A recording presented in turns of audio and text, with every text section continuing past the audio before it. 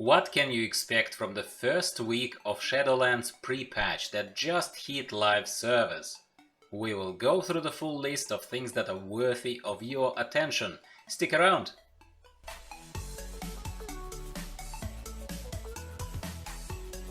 Hello everyone, welcome back to the channel. Gyro here. Yes, why do you ask? Thank you very much. I have moved to the new place. Setup is not yet final, so your feedback is most welcome on the sound, video, quality, everything, but things are going to be improving very rapidly. Today we're talking about the pre-patch that's finally on the live servers. Yes, it's an intermission between our Shadowlands coverage, little preview videos, gameplays, let's plays and all that kind of stuff that you probably have seen on my channel lately.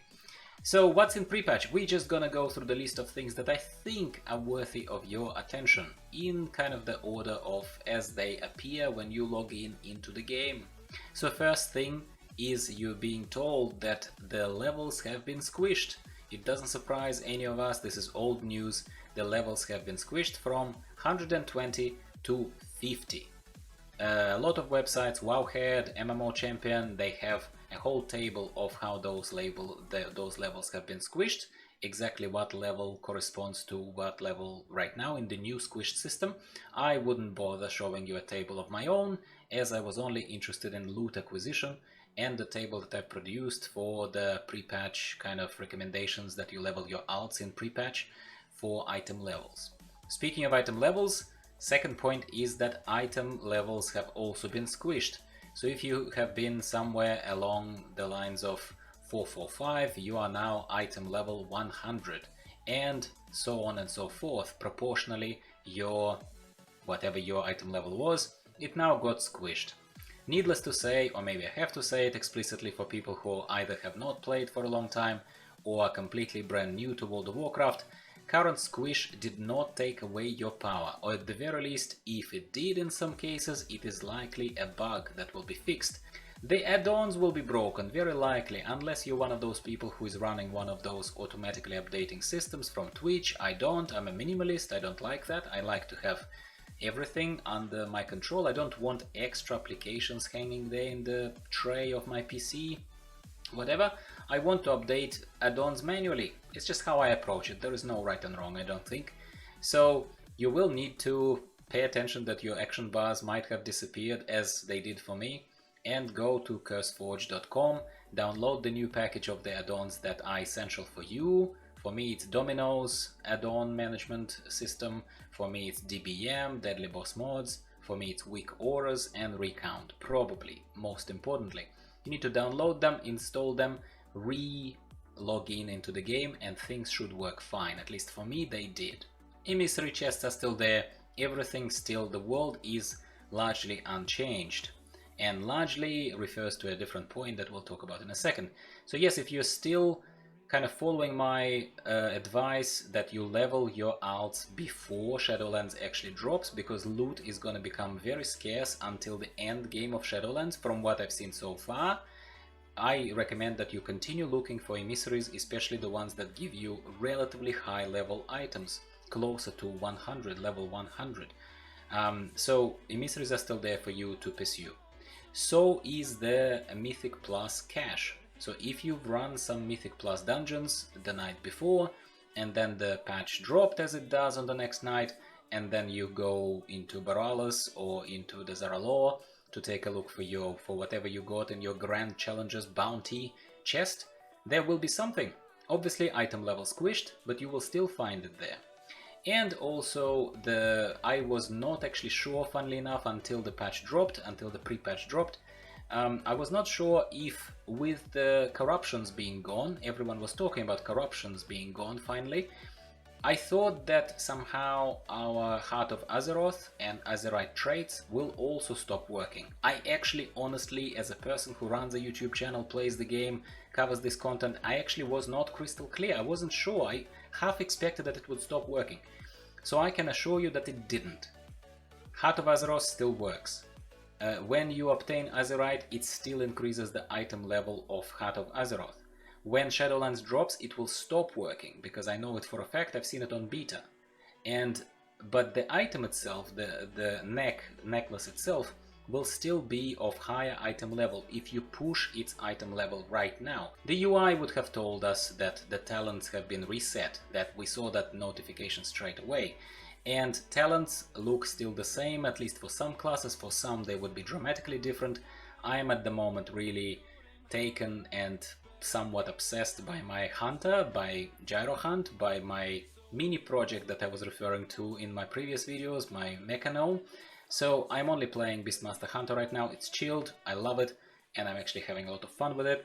So Beastmaster Hunter talents have not changed much. I think we have only addition of one talent in the final row, the rightmost one.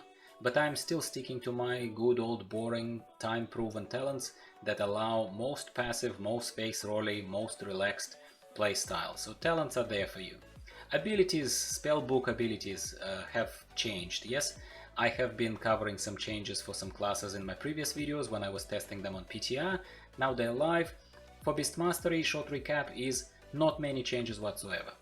Not many changes whatsoever. Your main one is the fact that you got an execute. Well, we got an execute if we play Beastmaster Hunter as well. It's a kill shot. It's called kill shot. So it's certainly worth using on targets that are below 20%. It will light up on your bars as any activatable button, activatable ability works. So I definitely will hot bind it, will bind it to an action bar, to probably my mouse wheel up. That's what I normally bind to execute abilities, and definitely use it. Hunter's Mark was on PTR the last time I reviewed it. It actually was not just making targets visible, as Hunter's Marks always have done for us, but it also was increasing the damage you do against the target by 5%.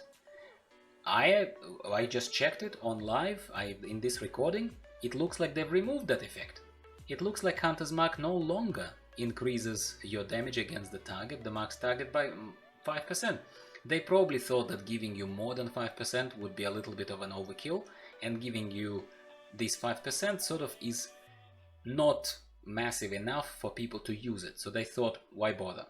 I don't know, that's just a theory, I have no idea, I didn't read any particular communications from Blizzard on this. But Wowhead, MMO Champion, when they summarize everything that's happening in the patch, like everything, not like right now I'm giving you a quick summary, but with everything in mind, it probably is one of those undocumented hidden changes, because I haven't seen it explicitly spelled out. Please correct me in the comments down below if you've seen it. I have not. As I've already mentioned, corruptions are gone. I personally never have had a significant issue with corruptions, and that probably will make me quite unpopular with some more competitive people, or those who have suffered for a long time because they were not very lucky to never have gotten Twilight Devastation 3, while other people were just plowing through content and dishing out absurd amounts of damage, kind of by putting not much effort. I get it, it's unfair, but that's where the fun was coming from. I'm not defending this fairly short-sighted, possibly I would even say lazy design on Blizzard's side, but I personally benefited from it and I enjoyed it when it was lasting. Now it's gone. All of that is gone. All of the extra fun, at the very least attempted fun for Blizzard to introduce a new system, is gone. But funnily enough, Mother's Archives talents that are making you stronger in the horrific visions, as well as the horrific visions themselves, are still there. So you can still get into a horrific vision, you can still make use of Mother's Archives abilities, talents that make you stronger, that give you a cheat death ability there, that give you sanity back, and you can still go through the horrific visions.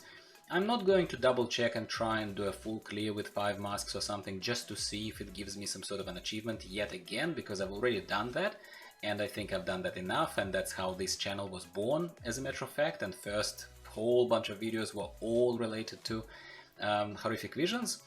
But I am very, very happy to tell you that if you missed out on the content, and even without trying to achieve something, a new mount, a new title, because horrific visions probably still work, well, evidently they still work, but I think they would have taken away the title of the Faceless and the mount that you get as a reward, the one that I'm riding on right now. So you could push for it if you really feel like challenging yourself until something better happens on the pre-patch, or you could just leave it. It's really up to you guys. Finally, final thing to mention here, and it is a massive, massive thing, is that finally the leveling changes are in place. It is the Chromie time, well, so-called and previously known as Chromie time, which was, I think, a placeholder title, but we know that this feature is now being referred to as time walking campaigns.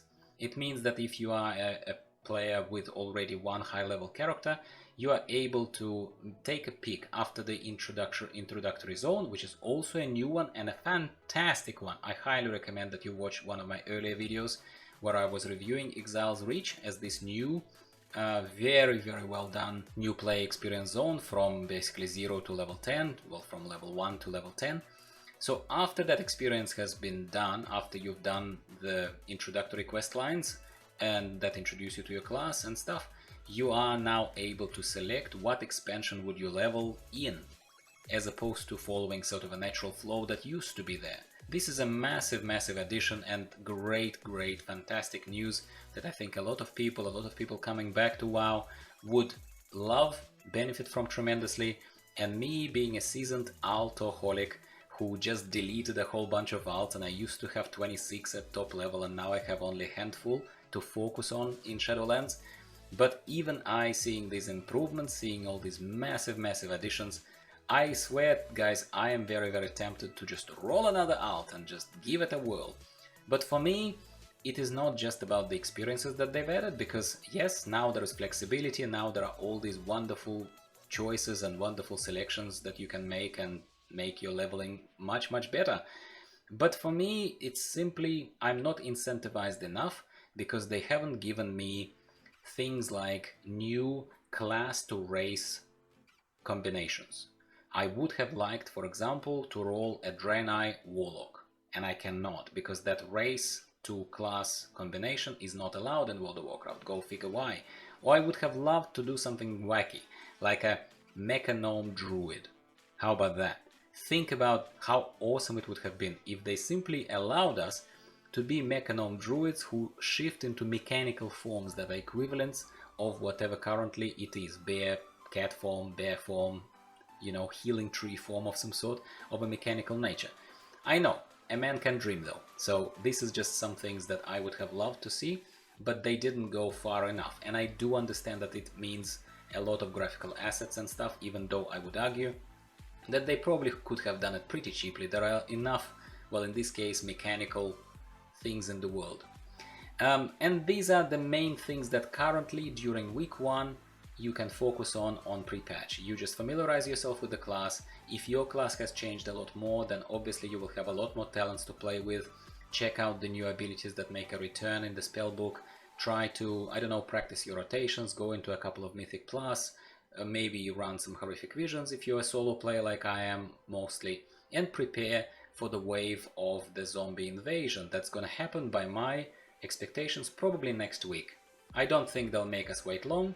I think they'll give it to us next week, and there won't be all that much to do during that first wave, but we will review this yet again on live servers as opposed to my impressions from PTR, because live is always better. Well, I want to think that it's better. I want to think that they made it more robust with a lot more changes.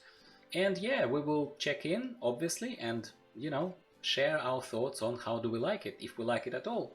I really appreciate your support yet again. I do mean it when I say it. Please share your thoughts on how the first week of pre-patch feels. Do you still feel reinvigorated? Do you feel a bit excited? Do you feel excited about exploring new abilities and seeing your favorite class, you know, and in new, sort of a little bit renewed way? So share these thoughts with me in the comments down below, and I'll be bringing more videos to you every couple of days as we agreed. So yeah, there is going to be a lot of fun stuff as we go towards Shadowlands, as hopefully they will release the new date for Shadowlands. Thanks very much for tuning in today, yet again. I'll see you later, and I'll speak to you next time.